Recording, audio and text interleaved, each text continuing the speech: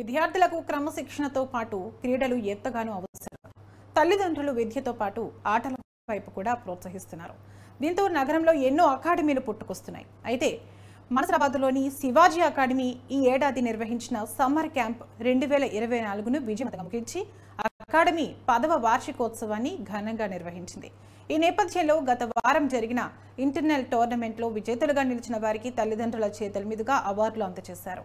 Academy coach Shiva పిల్లలకు practice చేయించే విధానం బాగుందని తల్లిదండ్రులు తెలిపారు. ఈ అకాడమీలో ట్రైనింగ్లో శిక్షణ తీసుకోవడం వల్ల తానేడు ఎన్నో విజయాలు సాధించానని చరిత అన్నారు. కోచ్ శిక్షణ మోటివేషన్ ద్వారా రైల్వేలో జాబ్ చేస్తున్నానని మరో క్రీడాకారిణి క్రాంతి రెడ్డి అన్నారు.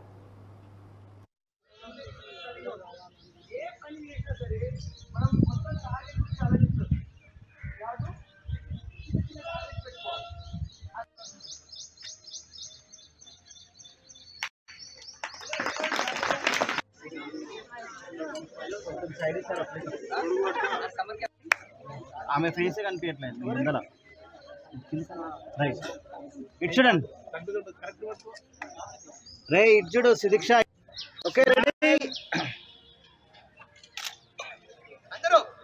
Okay ready ready, smile smile.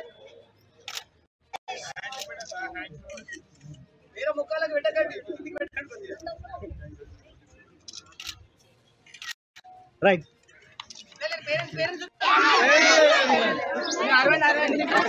come on clap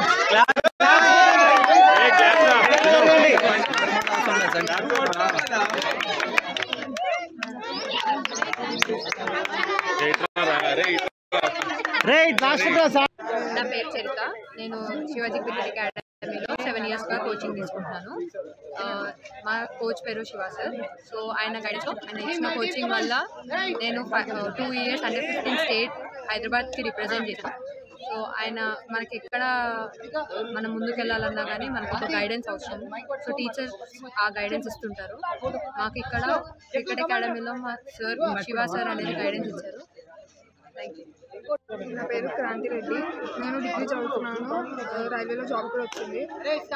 నేను అండర్ 16, 19, 23 సీనియర్స్ ర్యాంక్కి అండర్ 19 ఛాలెంజర్ ట్రోఫీ ఎన్సీకి సెలెక్ట్ అయ్యాను.